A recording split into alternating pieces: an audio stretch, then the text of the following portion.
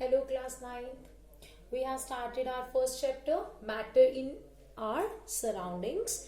We have done up to the topic sublimation, and now we are going to start with the next topic, that is effect of change of pressure. So, what is the effect of a change of pressure on what? Let it be, for example, I have taken A setup, then B, and then C setup has been shown to you. In A setup, what I have taken, it's a glass beaker, I would say, and a piston over here. Piston मैंने उस दिन भी आपको बताया था, something जिसके साथ आप ऐसे करके उसे प्रेस करेंगे एंड वो नीचे को जाएगा. ओके, दैट इट पहले ये यहाँ पर था, अगर आप इसे प्रेस कर रहे हैं तो वो नीचे को जाएगा. तो पिस्टन के साथ जब आप इसे कर रहे हैं प्रेस, यहाँ पर गैस पार्टिकल्स रखे गए हैं. गैस पार्टिकल्स आपको पता है स्पेस इनमें बहुत ज्यादा होगी और फोर्स क्या होगी, कम. यू वुड से कि गैस पार्टिकल्स में क्या होती है, स्पेस होती है ज्यादा एंड फोर्स क्या होती है, इसमें कम होती है. राइट, फोर्स ऑफ अट्रैक्शन क्या होती है, कम होती है. अब इन्हीं के ऊपर आपने प्रेशर कर दिया इंक्रीज. ये सिंबल जो मैं आपको ड्रॉ करूंगी, तो ये सिंबल मैंने लिखा होगा हाई के लिए, इंक्रीज पोर्शन के लिए. फाइन. तो यहाँ पर क्या किया गया है, प्रेशर को किया गया है इंक्रीज एंड टेम्परेचर को कर दिया गया डिक्रीज. टेम्परेचर डिक्रीज का मतलब कि मैंने इसे कर दिया कूल. क्या कर दिया, इसे कूल कर दिया. फाइन. सो इसके बाद क्या हुआ, इसके बाद जब आप पिस्टन को नीचे को प्रेस करेंगे, पिस्टन किधर को आएगा, नीचे को आएगा, तो इसके पार्टिकल्स जो इतनी ज्यादा स्पेस में थे वो थोड़ी कम स्पेस लेंगे और उनमें फोर्स ऑफ अट्रैक्शन थोड़ी सी इंक्रीज हो जाएगी. स्पेस जो है वो कम हो जाएगी और फोर्स ऑफ अट्रैक्शन क्या हो जाएगी, इंक्रीज हो जाएगी. उसके बाद क्या हुआ, उसके बाद दोबारा से और प्रेशर लगाया गया और टेम्परेचर को लो किया गया, दैट मीन्स और कूल किया गया. पिस्टन को और नीचे को लेके आया गया, पिस्टन और नीचे को लाया गया. तो क्या हो रहा है, उसके साथ आपको देखने को मिल रहा है पार्टिकल्स में स्पेस और कम हो गई. स्पेस क्या हो गई है, पार्टिकल्स में स्पेस हो गई है लेस.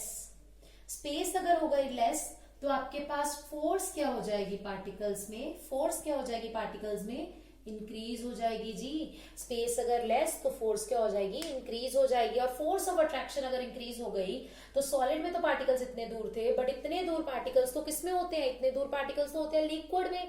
दैट मीन्स आपने सॉलिड से कन्वर्जन किसमें कर दी है, आपने सॉलिड से कन्वर्ट कर दिया उस चीज को लिक्विड में. आपने सॉलिड पार्ट बोल दीजिए कि गैस के जो पार्टिकल्स थे जो इतनी दूर दूर थे, आपने उनको किस में कन्वर्ट कर दिया, आपने उनको कन्वर्ट कर दिया लिक्विड स्टेट में. जिनमें इतनी ज्यादा स्पेस थी गैस पार्टिकल्स में, आपने उनको कन्वर्ट कर दिया है into the structure in which the space is very much less and the force of attraction is very high. आपने उनको गैसेस को लिक्विड में कन्वर्ट कर दिया. अब हमारे पास क्वेश्चन यहाँ अराइज कर रहा है फिर, how can the gases B liquefied. Gases को, इन गैसेस को हम लिक्विड फॉर्म में लिक्विफाइड कैसे कर सकते हैं. लिक्विफाइड पेट्रोलियम गैस एलपीजी याद आ रहा है, एलपीजी वाला कंसेप्ट किया था यहाँ पर हमने. यस, कौन सा कंसेप्ट किया था यहाँ पर हमने, एलपीजी का कंसेप्ट किया था. और कौन सा किया था, सीएनजी का कंसेप्ट किया था. तो उसमें क्या पढ़ा था हमने, एलपीजी और सीएनजी के कंसेप्ट्स में हमने पढ़ा था कि हमने गैसेस को लिक्विड फॉर्म में कन्वर्ट कर दिया है. वो यही काम था, गैसेस को लिक्विड फॉर्म में कन्वर्ट करना. तो इसके लिए हमारे पास दो काम चले, प्रेशर इंक्रीज किया है और टेम्परेचर को कम किया है. तो यहाँ देखिए हमने क्या क्या आंसर्स में आएगा. आपका यहाँ पर आंसर क्या बनेगा, आपका यहाँ पर आंसर बनेगा कि बाय अप्लाइंग द प्रेशर, अगर आप प्रेशर अप्लाई कर देते हो, ज्यादा कर देते हो तो वो लिक्विड फॉर्म में कन्वर्ट हो जाएगा. या आप बोल सकते हो bye lowering the temperature, temperature को कम करके, कूल करके भी आप उस गैस को लिक्विड फॉर्म में कन्वर्ट कर सकते हैं. This is a very important point here, very important, कि by applying the pressure and by lowering the temperatures. Now कौन सी गैसेस आपके सिलेबस के अकॉर्डिंगली जो बताई गई हैं वो लिक्विफाइड हो जाती है. फॉर एग्जांपल ऑक्सीजन है, नाइट्रोजन भी बोल सकते हो आप, कार्बन डाइऑक्साइड बोल सकते हो, अमोनिया बोल सकते हो. ये गैसेस ऐसी गैसेस हैं जो गैसियस फॉर्म्स में होती हैं सबसे पहले. बट जब आप सपोज ऑक्सीजन को यहाँ रखते हो, उसके ऊपर पिस्टन लगा के आप प्रेशर लगाते हो, तो ऑक्सीजन किसमें कन्वर्ट हो जाएगी, लिक्विड ऑक्सीजन में. Very good. ऑक्सीजन की जो गैस होगी वो किसमें कन्वर्ट हो जाएगी, लिक्विड ऑक्सीजन में वो कन्वर्ट हो जाएगी. Is it clear to you all? So this was the effect of change of pressure. अगर आप प्रेशर चेंज करते हैं, प्रेशर चेंज क्या किया इन्होंने, अप्लाई किया प्रेशर, तो प्रेशर अप्लाई करने पे वो गैसेस जो है वो किस में कन्वर्ट हो जाती हैं, लिक्विड में। तो आप बोल सकते हैं जब आप प्रेशर अप्लाई करते हैं तो gas converts into liquid. Pressure apply करने पे क्या होता है, gas converts into liquid. Let's move on to another example. Very important case, the cases of solid carbon dioxide. Now, what is a solid carbon dioxide? Solid carbon dioxide जो है वो आप deep freeze food जो होता है ना उसको store करने के लिए फ्रीजर्स या आइसक्रीम के आपने बड़े बड़े कंटेनर्स देखे होंगे जिसके अंदर वो बर्फ सी लगी होती है, वो जो बर्फ है ना वो बर्फ है actually solid carbon dioxide. Solid carbon dioxide, अब कार्बन डाइऑक्साइड से तो दिमाग में आया कि वो एक गैस थी। दैट मीन्स जब गैस को सॉलिड में कन्वर्ट कर दिया जाए, सॉलिड कार्बन डाइऑक्साइड, उस केस में हम आप से कह सकते हैं कि उसमें हम डीप फ्रीज्ड फूड जो है वो रखते हैं। अब यहाँ केस क्या है, सॉलिड कार्बन डाइऑक्साइड को ज्यादातर स्टोर करके रखा जाता है हाई प्रेशर में। क्यों हाई प्रेशर में, क्यों होगा, क्या होगा अगर आप उसका प्रेशर लो कर दोगे तो यहाँ चेक करते हैं कन्वर्जन इसकी। अगर आप सॉलिड कार्बन डाइऑक्साइड ले रहे हैं और उसका प्रेशर कर देते हैं लो, हाई प्रेशर में स्टोर हो रहा था ना, अगर उसका मैं प्रेशर कर देती हूँ लो, तो क्या होगा, वो गैसियस फॉर्म में कन्वर्ट हो जाएगा। अब बोलने से तो चलेगा नहीं, प्रूव करना पड़ेगा, करके देखते हैं। सॉलिड कार्बन डाइऑक्साइड में डिक्रीज इन प्रेशर हो तो क्या होता है, सेम केस, वही बीकर, वही आपके पास पिस्टन लगा दिया गया और यहाँ मैंने रख दिया सॉलिड कार्बन डाइऑक्साइड। देखो बेटा पार्टिकल्स बहुत पास पास में है, सॉलिड है ये। अब मेरे को इसके पार्टिकल्स को लेके जाना है दूर। दूर क्यों लेके जाना है, क्योंकि सॉलिड से कन्वर्ट करना है मेरे को गैसेस में। अब दूर लेके जाने के लिए मेरे को पिस्टन नीचे को तो प्रेस करना नहीं पड़ेगा, पिस्टन कहाँ करना पड़ेगा मेरे को, ऊपर को, अपवर्ड्स लेके जाना पड़ेगा। जब पिस्टन अपवर्ड लेके जाएंगे तो ये पार्टिकल्स दूर हो जाएंगे। दैट मीन्स ये सॉलिड से गैसियस फॉर्म में आ जाएंगे, क्योंकि इसमें स्पेस क्या है आपके पास, सॉलिड्स में स्पेस क्या है आपके पास, कम, और फोर्स ऑफ अट्रैक्शन क्या है, ज्यादा। बट आपको अब केस उल्टा करना है, आपको क्या करना है, आपको स्पेस करनी है, क्या करनी है, स्पेस आपको ज्यादा और फोर्स ऑफ अट्रैक्शन करनी है कम। तो इसके लिए आपको प्रेशर करना पड़ेगा डिक्रीज, मतलब पिस्टन जो आप नीचे को लेके जा रहे थे इस बार पिस्टन को लेके जाना पड़ेगा ऊपर को। जब पिस्टन ऊपर को जाएगा तो प्रेशर क्या हो जाएगा, डिक्रीज हो जाएगा। प्रेशर डिक्रीज होने के कारण सॉलिड कार्बन डाइऑक्साइड किस में कन्वर्ट हो जाएगी, गैसियस कार्बन डाइऑक्साइड में। So it was a very important case, बहुत इंपॉर्टेंट केस था कन्वर्जन का, यही कन्वर्जन का।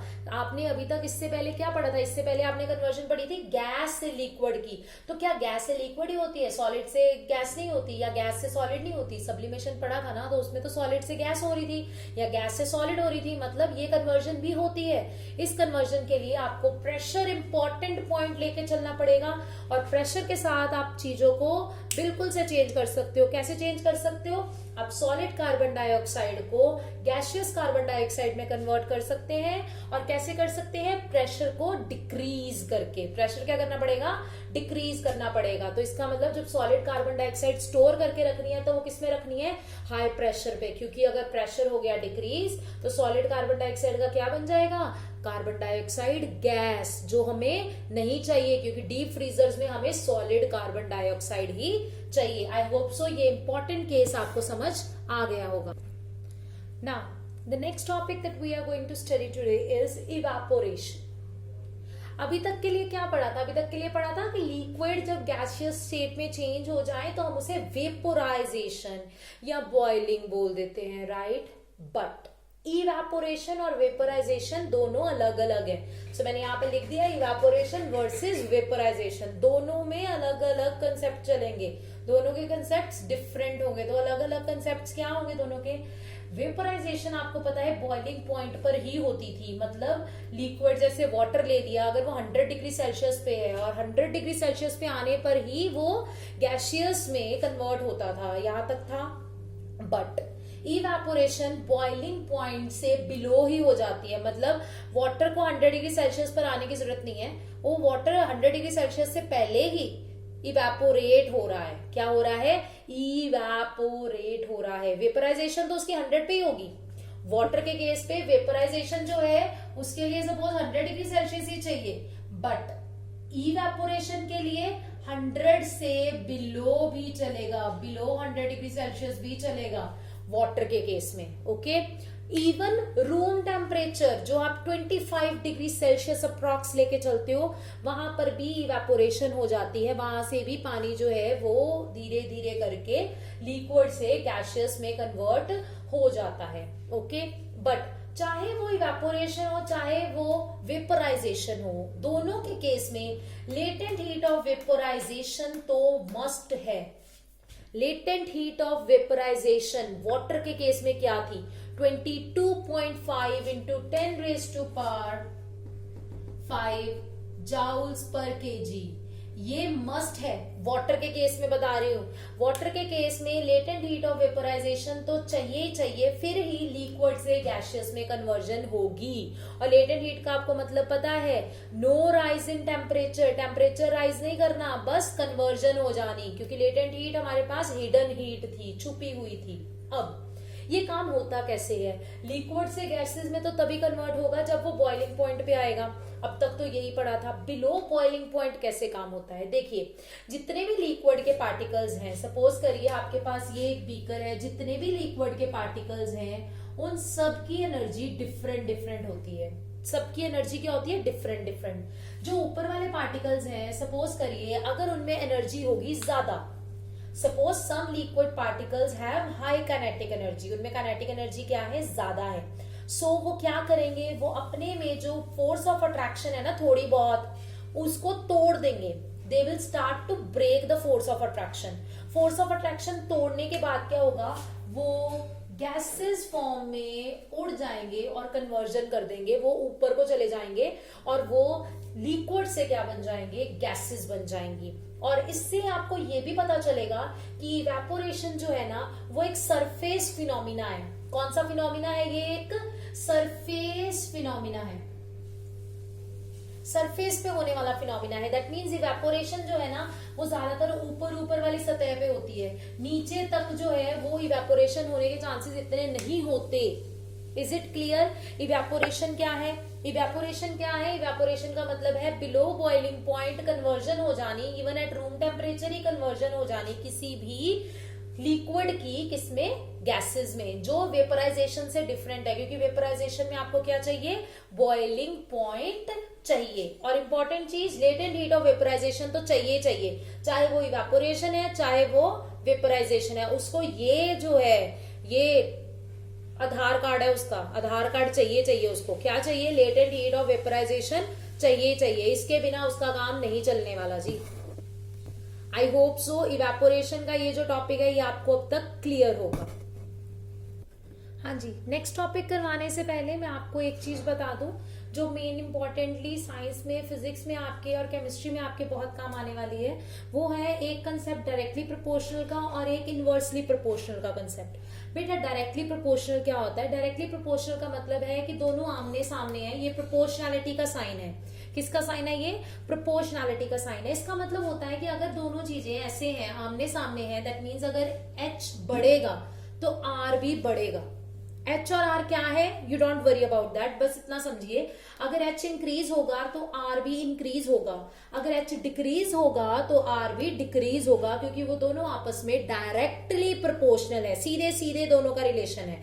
अगर H बढ़ेगा तो R भी बढ़ेगा, अगर H कम होगा तो R भी कम होगा। बट इनवर्सली प्रोपोर्शनल थोड़ा उलट चलेगा। इनवर्सली से ही पता चल रहा है, I और R में इनवर्सल रिलेशनशिप है, ये प्रोपोर्शनैलिटी का साइन है। इनवर्सली रिलेशनशिप कैसे है, अगर I इंक्रीज हुआ तो R डिक्रीज हो जाएगा, समझ आई बात। और अगर R इंक्रीज हुआ तो I डिक्रीज हो जाएगा। दोनों उलट चलेंगे एक दूसरे से, दोनों सेम सेम नहीं चलेंगे। ये होगा इनवर्सली प्रोपोर्शनल और ये होगा डायरेक्टली प्रोपोर्शनल। ये इसलिए करवा रही हूं क्योंकि नेक्स्ट कंसेप्ट इसी के साथ रिलेट कर रहा है।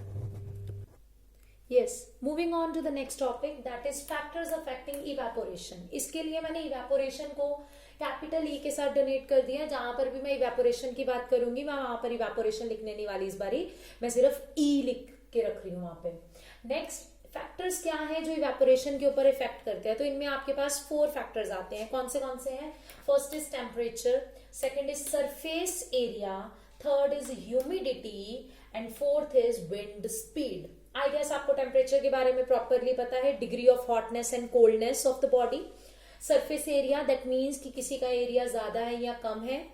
यस, जैसे सपोज इसका एरिया इतना है, राइट, तो इस ब्लैक बोर्ड का एरिया ज्यादा है, so that surface area. Next, humidity. Humidity का मतलब होता है डैम्पनेस ऑफ एयर. हवा में कितनी नमी है, कितना पानी है, वो ह्यूमिडिटी के साथ आएगा. और विंड स्पीड का मतलब, wind, you know that what is that, fast moving air is known as wind. हवा बहुत तेज चले तो उसे हम विंड बोलते हैं, और अगर विंड की स्पीड और इंक्रीज कर दी जाए तो उसके साथ क्या होने वाला है वो बता रही हूँ. टेम्परेचर को कैपिटल टी, सरफेस एरिया को ए, ह्यूमिडिटी को H और विंड स्पीड को W के साथ मैंने डिनोट कर दिया है. डायरेक्टली प्रोपोर्शनल और इनवर्सली प्रोपोर्शनल का कंसेप्ट दिमाग से नहीं निकालना, वही चलना है. क्या होगा? E, that means evaporation is directly proportional to temperature. इसका मतलब अगर evaporation ज्यादा चाहिए तो टेम्परेचर भी क्या करना पड़ेगा आपको? ज्यादा. अगर आपने 2 बकेट्स ले लिए हैं और एक का टेम्परेचर बहुत हाई कर दिया है तो उसके साथ साथ इवेपोरेशन भी क्या हो जाएगी बच्चे? हाई हो जाएगी, क्योंकि टेम्परेचर ज्यादा तो इवेपोरेशन भी ज्यादा. Next is surface area. Surface area के साथ क्या होने वाला है? Direct relation. अगर आपके पास एक छोटा सा कपड़ा है और एक आपके पास बहुत बड़ा कपड़ा है, जब आप छोटे कपड़े को इवेपोरेट करवाने जाओगे तो उसके लिए आपको टाइम लगेगा थोड़ा ज्यादा, बट बड़े वाले को कम, क्योंकि जितना ज्यादा सरफेस एरिया उतनी ज्यादा evaporation. Next is humidity. Humidity means dampness of air.